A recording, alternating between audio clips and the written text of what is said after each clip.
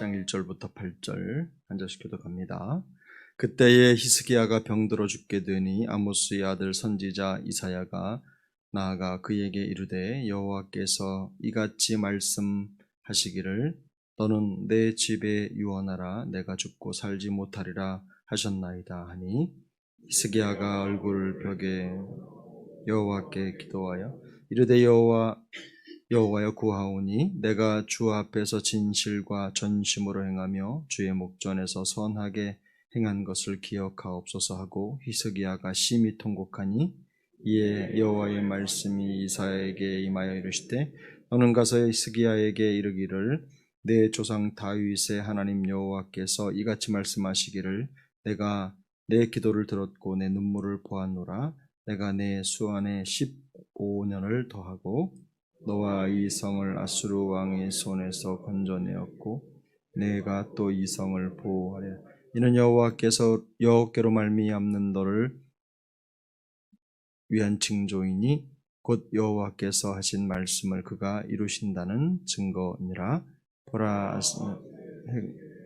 나아갔던 해 그림자를 뒤로 10도를 물러가게 하리라 하셨다 하라 하시더니 이에 시계에 나아갔던 해의 그림자가 10도를 물러가니라. 아멘. 오늘 본문은 히스기야의 기도로 잘 알려진 본문입니다. 히스기야가 병들어 죽게 되자 하나님께 기도합니다. 히스기야는 얼굴을 벽으로 향하고 하나님께 자신의 선한 업적을 기억해 달라고 간청하면서 간곡하게 통곡하며 기도합니다. 사실 히스기야는 자신의 선행을 앞세우는 우리로 생각하면 약간 좀 정상적이지 않은 기도를 드리고 있는 겁니다. 우리 중에 누구도 하나님 앞에 선을 앞세워서 하나님 제가 한 것이 이러한데 하나님 그걸 봐서라도 저를 좀 용서해 주시고 고쳐주세요 이렇게 말할 수 있는 사람은 없을 텐데 사실 근데 그게 우리의 일반적인 모습이긴 합니다. 히스기야는 자기가 선을 행했다고 하는 사실을 앞세워서 일종의 하나님과 협상을 벌이는 거죠. 하나님 제가 이렇게 했으니 하나님 저에게 은혜를 주세요 이렇게 말하는 거하고 똑같은 겁니다. 우리의 기도를 많이 닮았죠. 히스기야가 병들어 죽게 됐다는 사실 앞에서 히스기야 하나님 앞에 충성되었다는 사실 그걸 먼저 언급을 하는데요. 우리가 역대하 32장을 보면 1절에 이런 표현이 있습니다. 이 모든 충성된 일을 한 후에 아수르 왕 사네립이 유다에 들어와서 견고한 성읍을 향하여 진을 쳐서 점령하고자 하였다. 이렇게 기록이 되어 있는데 그냥 읽고 지나갈 수 있는 본문이지만 가만히 생각해 보면 이 히스기야는 억울한 겁니다. 왜 억울하냐면 하나님 앞에 그렇게 충성되게 행했는데도 아수르의 사네립이 쳐들어와서 유다의 성읍을 빼앗아 버렸습니다. 그뿐만이 아닙니다. 그런 고난과 역경의 시간이 찾아온 것도 부족해서 설상가상으로 병들어서 죽게 된 겁니다. 그 와중에 히스기야의 마음이 무너지는 거죠. 하나님 앞에 그렇게 충성되이 행했는데 하나님이 나에게 이런 일들을 주셨나? 하나님이 이런 어려움과 고통을 거둬주시지 않고 이런 일들이 나에게 일어나는 것을 내버려 두신다. 마음속에 억울한 생각이 드는 거예요. 여러분 이럴 때 우리는 그런 똑같은 히스기야 같은 마음을 가지고 하나님 앞에 기도할 수 있습니다. 하나님 어떻게 저에게 이렇게 하실 수 있어요? 제가 하나님 앞에 드린 충성이 얼마인데 3절에 보면 진실과 전심으로 하나님을 향해서 충성을 다했다는 고백을 지금 하고 있는 겁니다. 근데 하나님이 나의 고난과 역경을 허용하시고 또 거기에 병들어 죽을 지경에 이르기까지 버려두시는 것 같은 마음이 들 때 내가 하나님께 유기를 당했나 이렇게 버림을 당했나 이런 억울한 심정으로 충분히 기도할 수 있습니다. 계산하자면 히스기야의 기도가 세속적인 것처럼 보입니다. 단순히 더 살고 싶어서 생명을 구걸하는 것처럼 보이는데요. 히스기야의 입장에서 하나님 앞에 하나님, 제가 하나님 앞에 어떻게 했는지 하나님이 아시잖아요. 이렇게 말하는 것처럼 보이죠. 또 당연한 것처럼 보이죠. 근데 이게 일반적인 사람의 모습입니다. 누가 우리 중에 누가 히스기야의 이런 기도를 욕할 수 있겠습니까? 하나님 앞에서 하나님, 제가 드린 헌신이 얼만데요. 하나님, 제가 얼마나 하나님 앞에 충성하는데, 하나님, 제 없는 형편, 어려운 형편, 이런 상황에도 하나님 앞에 제가 드린 게 얼만데요. 이런 마음으로 우리가 기도할 수 있죠. 몸이 어렵고 가정이 어렵고 주를 위해 그냥 나름대로 할 수 있는 한 최선을 다하는데도 자꾸만 우환이 생기고 어려움이 생긴다면 누구도 이렇게 기도할 수 있을 것입니다. 이렇게 볼 때 히스기야는 특별한 사람이 아닙니다. 우리와 똑같은 성정을 가진 사람입니다.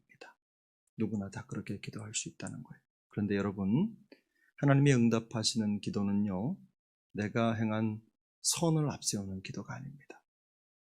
하나님은 그런 기도를 그래 알았다, 이렇게 들어주시는 분이 아니셔요. 하나님은 어떤 기도를 들으십니까?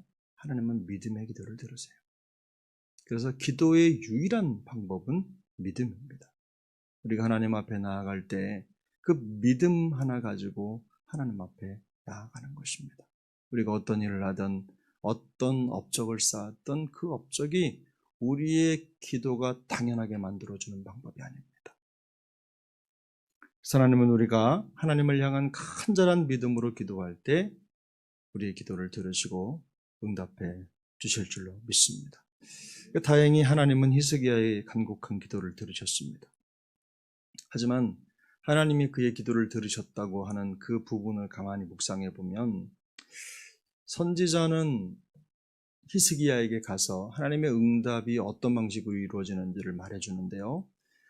히스기야는 하나님, 제가 행한 선한 업적을 기억해달라고 간구하는데 하나님은 그저 그의 기도와 눈물을 보았다고 말씀하십니다. 뭐냐면 약간 차이가 있는데, 하나님은 히스기야가 행한 어떤 업적이 아니라 그의 간절한 마음을 보셨다는 뜻입니다. 그래서 하나님은 진정한 마음으로 기도하는 그 히스기야의 기도, 물론 기도의 접근 방법이 틀렸죠. 잘못됐습니다. 그런데 하나님은 히스기야의 기도를 들으시고 그의 생명을 15년 연장시켜 주세요. 그가 그럴만했기 때문에, 그렇게 기도할 만한 당연한 근거가 있기 때문에, 충분히 선했기 때문에 그의 기도를 들으신 것이 아닙니다.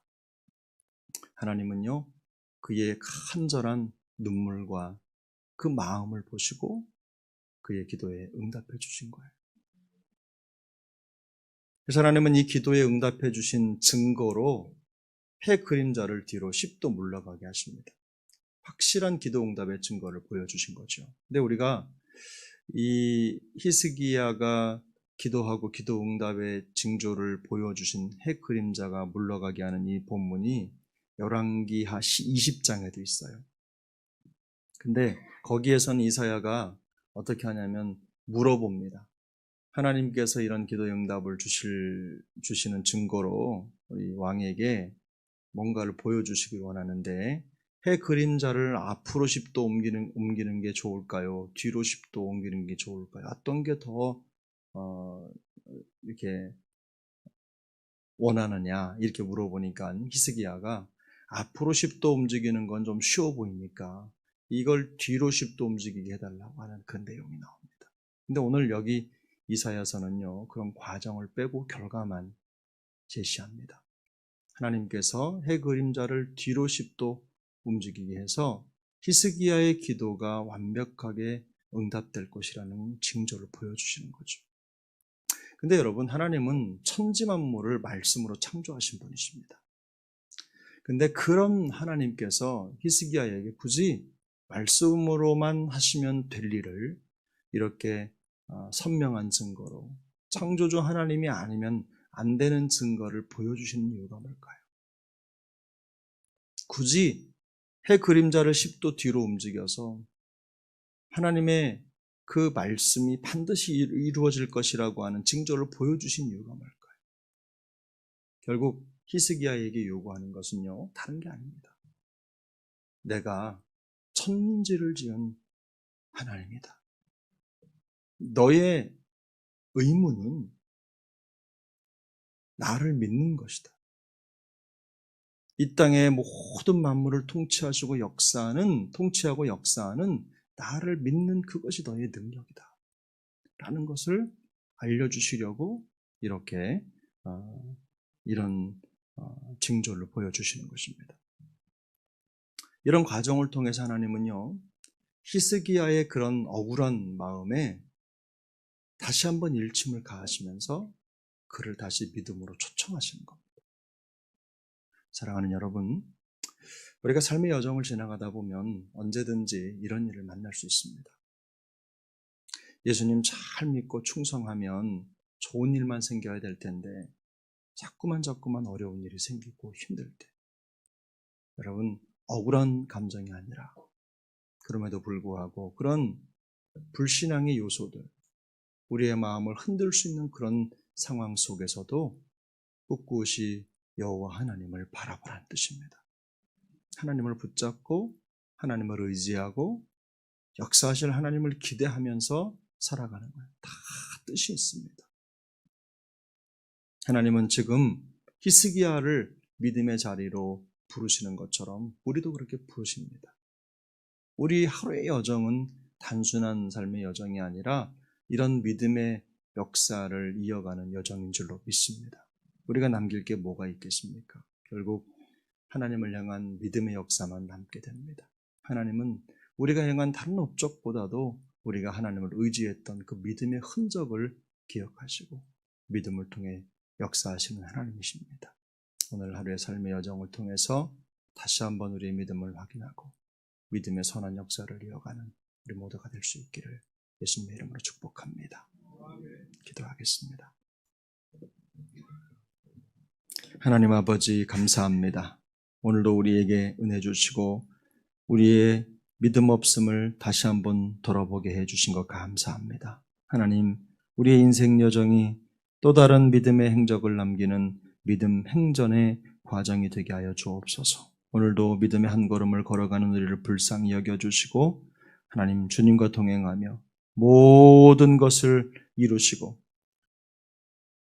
또 채우시고 역사하실 하나님을 온전히 바라보며 의지하는 우리 모두가 되도록 은혜 베풀어 주옵소서. 어떤 환경과 상황이든 우리를 믿음으로 초청하시는 그 주님의 음성을 듣는 하루하루가 되게 도와주시고 그 하루의 일상이 쌓여 우리의 일생이 되는 놀라운 믿음 인생 되도록 우리 주님 도우시고 역사하여 주옵소서. 오늘도 이끄실 하나님을 기대하며 우리의 모든 생애를 주님 손에 위탁하옵고 존귀하신 예수님의 이름으로 간절히 기도 올려옵나이다. 아멘. 하늘에 계신 우리 아버지여, 이름이 거룩히 여김을 받으시오며 나라가 임하시오며 뜻이 하늘에서 이루어진 것 같이 땅에서도 이루어지이다. 오늘 우리에게 일용할 양식을 주시옵고 우리가 우리에게 죄 지은 자를 사하여 준 것 같이 우리 죄를 사하여 주시옵고 우리를 시험에 들게 하지 마시옵고 다만 악에서 구하시옵소서. 나라와 권세와 영광이 아버지께 영원히 있사옵나이다. 아멘.